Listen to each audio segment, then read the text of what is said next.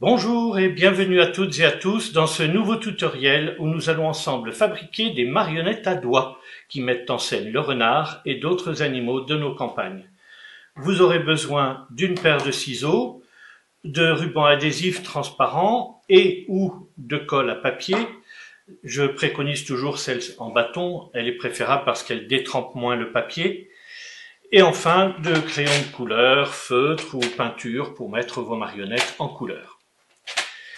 Et vous aurez bien évidemment besoin des modèles des marionnettes que vous trouverez sur le site internet du Conservatoire d'Espaces Naturels de Lorraine, à la page des téléchargements, rubrique divers. Ils sont disponibles en couleur, mais également en noir et blanc. Vous pouvez ainsi laisser libre cours à votre talent artistique ou à votre fantaisie si vous le souhaitez. Je me suis largement inspiré de l'excellent travail du site Tête à modeler, que je vous invite à aller visiter si vous êtes en quête d'activités pour vos enfants. Voyons maintenant comment confectionner nos marionnettes. La première étape consiste évidemment à les colorier si vous avez choisi la version en noir et blanc. Ensuite, il faut évider les deux petits ronds blancs que l'on trouve sur chaque marionnette. C'est sans doute la seule étape qui comporte une réelle difficulté pour les enfants. Pour éviter tout risque au moment de percer le centre du cercle, ce qui est dangereux avec des ciseaux à bout pointu et quasiment irréalisable avec des ciseaux à bout rond, il y a une petite méthode simple, il suffit de courber ou pincer légèrement le papier au niveau du cercle, de faire une fente à cheval sur la pliure, éventuellement une deuxième perpendiculaire, puis on rejoint le bord du cercle qui nous reste à découper et ça se fait assez facilement.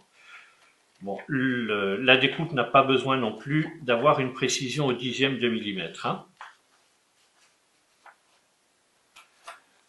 Le contour de la marionnette est ensuite à découper. Si, par un malheureux hasard, votre coup de ciseau venait à rejoindre le bord de la marionnette, ne vous en faites pas, ce n'est pas une catastrophe, nous allons voir ça tout à l'heure. Voici nos marionnettes découpées. La suite est très simple. Il faut prendre notre marionnette, l'enrouler en forme de cône en faisant en sorte que les deux cercles se superposent. Il ne reste plus qu'à fixer le tout avec de la colle ou du ruban adhésif. Personnellement, je préfère la colle, comme je vous le disais tout à l'heure. Les agrafes seraient tentantes, mais à proscrire, elles risquent de blesser les petits doigts.